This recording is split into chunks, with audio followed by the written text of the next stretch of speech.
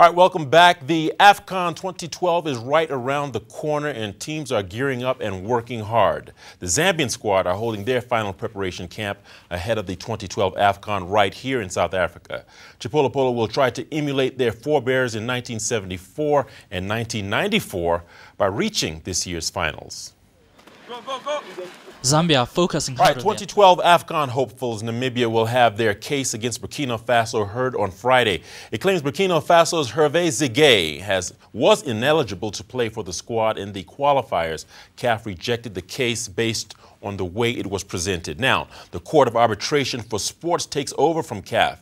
If CAF rules in favor of the South Africans, the Brave Warriors will qualify for AFCON.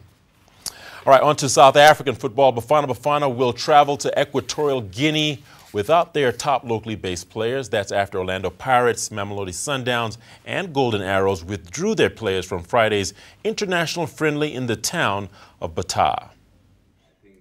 Pitso Mosimane is disappointed that Sticking with football, Tunisia announced a 26-man squad that will travel to Dubai for friendlies against Sudan on the 9th of January and the Ivory Coast on the 13th. Tunisia beat Basque Country 2-0 and played a goalless draw against Catalonia during a training camp in Spain.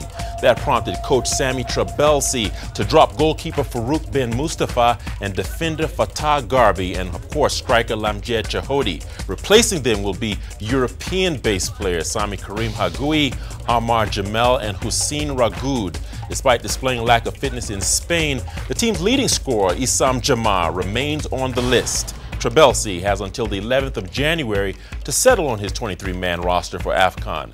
Tunisia has been drawn in Group C alongside co-hosts Gabon, Niger, and Morocco.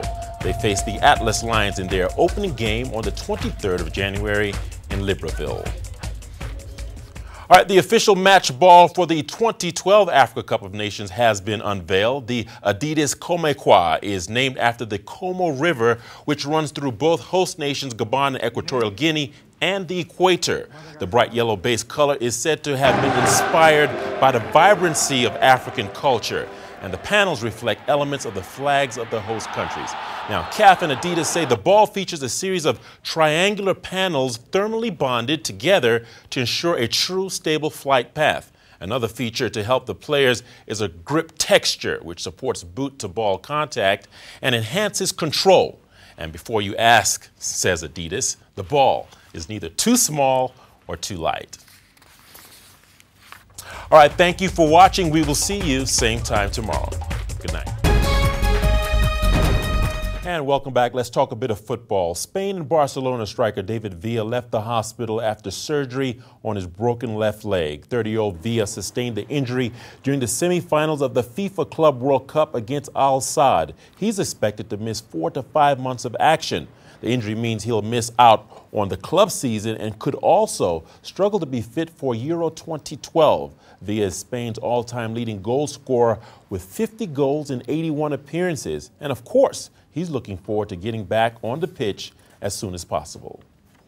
The goal is not only that one, because there are so many months ahead. All right, sticking with football, former FIFA Vice President Jack Warner lashed out at the governing body's president, Sepp Blatter. Warner accused Blatter of megalomania, covert racism, and discrimination. Warner resigned from his position in June following bribery allegations. The statement followed a meeting between FIFA and the Caribbean Football Union officials about football governance in the region. The Trinidadian said he would expose FIFA's alleged wrongdoing and corruption next Wednesday. Warner stated a voice needed to be raised against Blatter or his alleged crimes would never be punished. All right, the much anticipated series between Australia and India begins on Monday at the MCG. India will be sweating over the fitness of bowlers Zahir Khan and Ishant Sharma, while Australia will be hoping Ben Hilton-Haas will perform after being picked ahead of Dan Christian. Boxing Day, of course, it's one of the most talked about Formula One now, and double world champion Sebastian Vettel had a dream 2011 season, but it was a nightmare year for the sport's most experienced driver, Rubens Barrichello. The Brazilian is back in his native country and reflected on his poor season for Williams.